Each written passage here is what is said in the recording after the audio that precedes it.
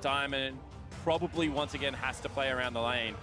Saying that takes a pretty good matchup in the Galio, and they now have Evils, yes, but that was a while ago. I think we were still casting together back then, Spawn. As Stayhouse is going to get flipped around by Licorice. Does have the flash, but when is he really going to get a chance to use it? Sven with the red buff applying autos. Oh, actually, nice Q, waits it out, but doesn't matter. That's first blood easy for Svenskeren. Yeah, it certainly is. And as a jungler, watch how Svenskeren played that gank. Just walks in, continually peppers him. Could do there, didn't go aggressive. Licorice, flips Kira around. The Justice Buff still there, and that's an easy pick-off. Instant flash before he came into this game, and it was ganked the heck out of top lane. Nice play from Zeyzal, but still slotting with a good bit of damage. Edward looking for the knock-up. Little too far forward. He got ignited. That's a kill for Sneaky. And granted again, flip over the top, and Stayhouse this time with no summoner will fall once again as Licorice able to grab that kill. Pops his ult, he Dink 6 as Stayhouse fight in this area that he can just ultimate to. Obviously he doesn't have to. Oh, what a beautiful combo by Cloud9.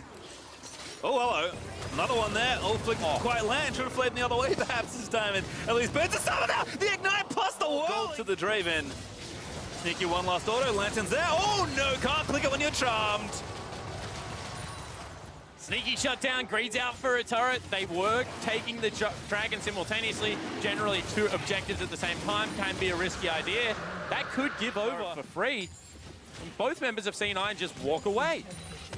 And it's been unacceptably mad. And I just do want to go back to Champions League, because I think if you swap this matchup for Diamond, if he's the person playing the Talia, he's in trouble. Ignite, dead. I don't know what he was doing.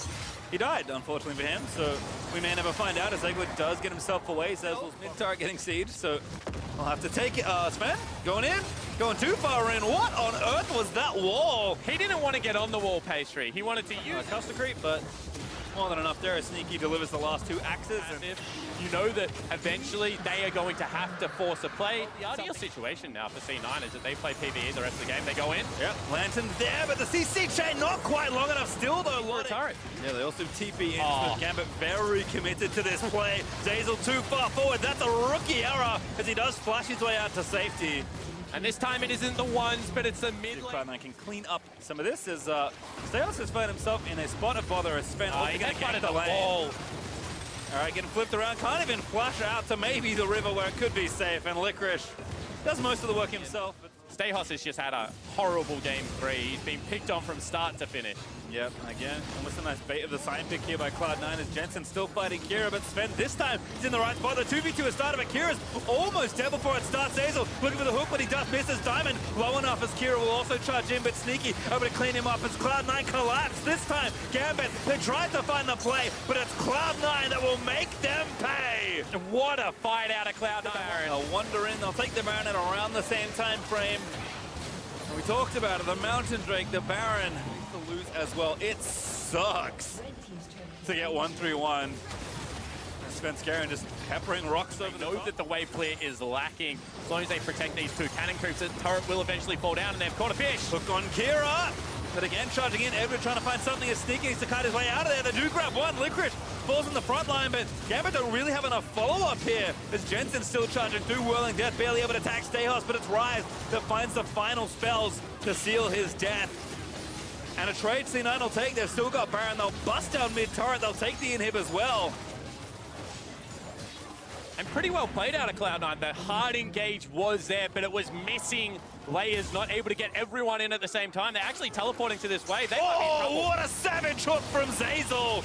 And Edward's dead before he can dash away to safety. Kira also TPing behind enemy lines as Diamond eats the next lasso there from the Thresh. He'll pop the watch, but they'll take the turret. The hook again finds onto Diamond. Zeyzal make it 3 in a row. He will fall, but Cloud9 collected almost everything as Kira ults away almost to his death, but that last E will take him down as well. And certainly will. And now with 4 members dead, they can continue to press into this base.